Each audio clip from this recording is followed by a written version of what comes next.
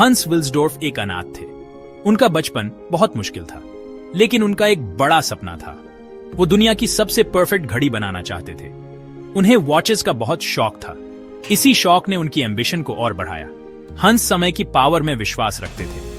वो जानते थे कि एक घड़ी सिर्फ एक इंस्ट्रूमेंट नहीं हो सकती, ये प्रिसिजन और एलिगेंस का सिंबल भी हो सकती है। अपनी मुश्किलों के बावजूद हंस ने अपने सपने को कभी नहीं छोड़ा। वो जानते थे कि उन्हें कड़ी मेहनत करनी होगी। उन्होंने खुद ही वॉच मेकिंग सीखी, गियर्स, स्प्रिंग्स और टाइम कीपिंग के बारे में सब कुछ सीखा। उनके शुरुआती एक्सपीरियंसेस ने उन्हें परसिवियरेंस और डिटर्मिनेशन की वैल्यूज सिखाई। यही वैल्यूज आगे चलकर उनकी सक्सेस की नींव बनी। उन्हें क्या पता था कि उनका सफर अभी शुरू होने वाला है। 1905 में हंस विल्सडॉर्फ ने एक बड़ा रिस्क लिया। वो लंदन चले गए। यह बस्टलिंग सिटी इनोवेशन का केंद्र था। यहीं पर उन्होंने विल्सडॉर्फ एंड डेविस कंपनी की शुरुआत की, जिसने हॉरोलॉजी की दुनिया बदल दी। उस समय रिस्ट वॉचेस ज्यादा पॉपुलर नहीं थी। उन्हें अनरिलायबल माना जाता था और ज्यादातर ज्वेलरी के तौर पर औरतें पहनती थी। लेकिन हंस ने उनका पोटेंशियल देखा। उन्होंने एक ऐसे फ्यूचर की कल्पना की जहां रिस्ट वॉचेस सिर्फ फैशनेबल ही नहीं, बल्कि प्रिसिजन और रिलायबिलिटी के सिंबल्स भी होंगी। हंस लोगों का नजरिया बदलने की ठान चुके थे। उन्होंने स्विस वॉचमेकर्स के साथ पार्टनरशिप की, जो अपनी क्राफ्ट्समैनशिप के लिए फेमस थे। वो ऐसे मूवमेंट्स बनाना चाहते थे जो एक्यूरेट और एलिगेंट दोनों हों। उनका विजन क्लियर था, रिस्ट वॉचेस को मॉडर्न लाइफ का एक इंपॉर्टेंट हिस्सा बनाना। 1926 एक टर्निंग पॉइंट साबित हुआ। हंस विल्सडॉर्फ ने दुनिया को रोलेक्स ऑयस्टर से इंट्रोड्यूस कराया। यह कोई आम घड़ी नहीं थी, यह पहली वाटरप्रूफ रिस्ट वॉच थी, एक ग्राउंड ब्रेकिंग इन्वेंशन।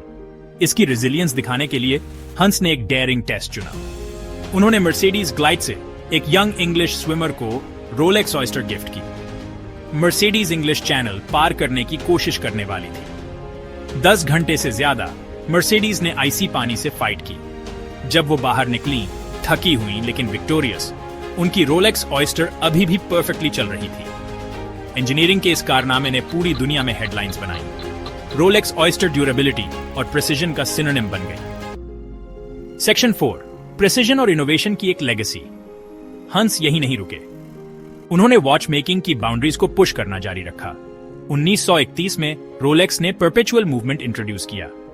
इस रेवोल्यूशनरी मैकेनिज्म में वेयर की रिस्ट के नेचुरल मूवमेंट से घड़ी को पावर मिलती थी, जिससे मैनुअल वाइंडिंग की जरूरत नहीं रहती थी। इस इन्वेंशन ने इंडस्ट्री में रोलेक्स की पोजीशन को एक पायोनियर के रूप में मजबूत किया। ये हंस के फिलॉसफी को दर्शाता था, एक घड़ी को सिर्फ टाइम नहीं बताना चाहिए, उसे लाइफ के साथ चलना चाहिए।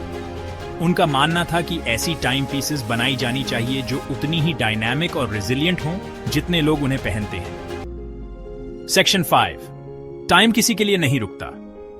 हंस विल्सडॉर्फ की लेगेसी सिर्फ वॉचेस तक सीमित नहीं है। जब उनकी वाइफ गुजर गईं, तो उन्होंने हंस विल्सडॉर्फ फाउंडेशन बनाई। इस फिलैंथ्रोपिक एंडेवर ने इंश्योर किया कि रोलेक्स के प्रॉफिट्स का एक बड़ा हिस्सा चैरिटी और एजुकेशन को डोनेट किया जाएगा। हंस गिविंग बैक में बिलीव करते थे।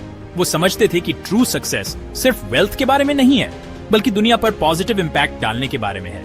उनका विजन आज भी इंस्पायर करता है, हमें याद दिलाता है कि हम्बल बिगिनिंग से भी एक इंसान दुनिया बदल सकता है। आज रोलेक्स एक प्राइवेटली ओन्ड कंपनी है। ये हंस के विजन पर टिकी हुई है, क्वालिटी और क्राफ्ट्समैनशिप पर फोकस करती है। रोलेक्स का मालिक होना सिर्फ एक घड़ी पहनने के बारे में नहीं है, ये हिस्ट्री का एक हिस्सा अपने साथ रखने के बारे में है, एक सपने की पावर का प्रमाण।